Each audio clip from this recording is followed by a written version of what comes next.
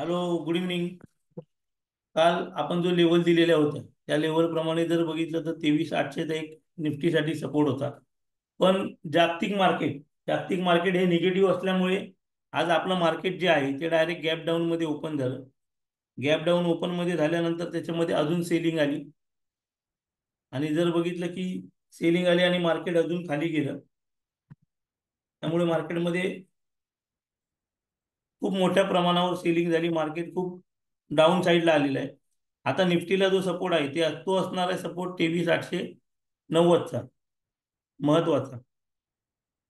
म्हणजे जर बघितलं तर निफ्टीसाठी हा 23,890चा सपोर्ट असेल.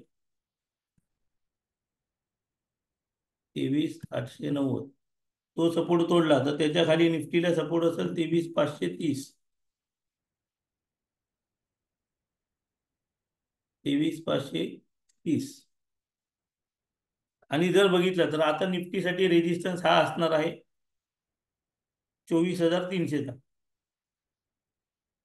मार्केटने आता एक लोअर साइड बनवून त्या साइडला एक स्ट्रॉंग बेस तयार करणं गरजेचं आहे. आणि निफ्टी रेजिस्टन्स जो आहे तो आहे 23,348. हा निफ्टीसाठी एक रेजिस्टन्स असणार आहे. जर उद्या 23,890चा सपोर्ट जर 23,890च्या खाली जर निफ्टीने क्लोजिंग दिली तर निफ्टी अजून खाली येऊ शकते. सध्या जर मार्केट बघितलं तर सेल ऑन राईज झालेलं आहे. म्हणजे मार्केट बाउन्स होत आहे. आज पण जर बघितलं तर 24,110चा आपण रेजिस्टन्स दिला होता. पण तो रेजिस्टन्स मार्केटने टिकवला नाही. तिथून मार्केट परत खाली आलं. त्यामुळे उद्यासाठी या लेवल खूप महत्वाचे असणार आहे. 23,890 आज जर बघितलं मार्केटने खूप मोठा गॅप डाऊन दिला. त्यानंतर एक इथे बेस तयार केला. आपल्या इस्टिक मॅजिक प्रमाणे त्याला एक सपोर्ट आहे. जर हा सपोर्ट उद्या टिकला तर मार्केट थोडं पुलबॅक देऊ शकतं. पण जर हा सपोर्ट तोडला तर इथून मार्केट अजून खाली येऊ शकतं.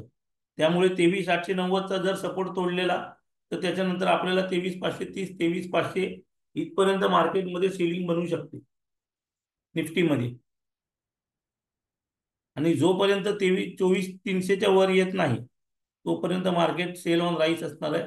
म्हणजे समजा मार्केटला एक हा रेजिस्टन्स आपण दिलेला असेल. समजा आपण निफ्टीला एक 24,200चा रेजिस्टन्स दिलाय. आता आपण ज्या लेवल देतो तर त्या लेवल प्रमाणे कशा देतो की हा रेजिस्टन्स आहे. हा रेजिस्टन्स जर ब्रेक केला म्हणजे ह्याच्यावर मार्केट 15 मिनिटं इथे सस्टेन्स होणं गरजेचं आहे. मग तर तो रेजिस्टन्स ब्रेक केला जातो आणि तिथून मार्केट अप साईडला येतं. त्यामुळे हा जो रेजिस्टन्स लेवल आहे त्या लेवल लक्षात घ्या. त्या लेवलच्या वर मार्केट सस्टेन्स होणं गरजेचं आहे. जर तिथे मार्केट क्लोजिंग देत नाही तर मार्केट परत सेल ऑन राईस होईल. म्हणजे या रेजिस्टन्सला येईल आणि इथून परत खाली जाईल. त्यामुळे जागतिक मार्केटमध्ये जर आपण बघितलं तर थोडं मार्केट निगेटिव्ह आहे. आणि जर आपण बघितलं तर इंडिया विक्स आपला जो इंडिया विक्स हा एक इंडेक्स आहे. म्हणजे मार्केटमधली आपल्याला एक मार्केटमध्ये मंदी येणार आहे हे आपल्याला तो सांगतो. तर इंडिया विक्स जर बघितलं तर आजच्या दिवसामध्ये तो जो 12-13ला होता आज तो साधारण इथे 23 पर्यंत पोहोचलेला आहे. जर हा इंडिया विक्स 30च्या वर गेला तर मार्केटमध्ये अजून मोठ्या प्रमाणात सेलिंग होण्याची तो आपल्याला चान्सेस देतो. म्हणजे आपल्याला एक डायरेक्शन देतो मार्केटचं. त्याच्यामुळे हा इंडिया विक्स सुद्धा आपल्याला बघणं गरजेचं आहे. आता सध्या तो 17 वरती आहे. म्हणजे जर इंडिया विक्स 14-15ला खाली आला तर मार्केट परत अप ट्रेंड मध्ये येऊ शकतो. या इंडिया विक्स बद्दल आपण आपल्या क्लासमध्ये शेअर मार्केटची बाराखडी या क्लासमध्ये आपण डिटेलमध्ये सांगतो इंडिया विक्स कशा प्रकारे काम करतो. तर इंडिया विक्स वर सुद्धा लक्ष ठेवणं गरजेचं आहे. कारण तो मार्केटची व्होलॅटिलिटी सुद्धा आपल्याला दाखवतो की मार्केटमध्ये किती व्होलॅटिलिटी आहे. त्यामुळे इंडिया विक्स वरती पण लक्ष ठेवणं गरजेचं आहे. त्यानंतर या निफ्टीच्या लेवल आहेत आपण दिलेल्या. तर या निफ्टीच्या लेवल पण आपण बघू शकतो. तर उद्याच्या लाईव्ह मार्केटमध्ये लेवल असतील. जर 23,890चा सपोर्ट घेतला तर मार्केट थोडं बाउन्स होण्याचे चान्सेस आहेत. मग 23,800 23,900 वरनं मार्केट बाउन्स येऊ शकतं. तो सपोर्ट तोडला तर मग 23,534चा सपोर्ट आहे. तर आपल्याला भविष्यात येणारं मार्केट कसं असेल तर हे आपण बघत राहू.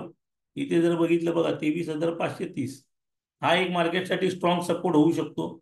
या लेवलला मार्केटने बराच वेळ इथे घालवलेला होता. म्हणजे 4-5 दिवस मार्केट या लेवलला होतं.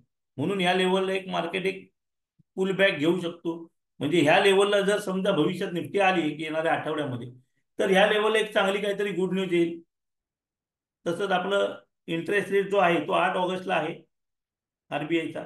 जर तिथे चांगली न्यूज आली तर मार्केट इथून परत बाउन्स होऊ शकतं आणि मग आपल्याला 24,000, 24,500, 25,500 व या इथपर्यंत लेवल मिळायला लागेल.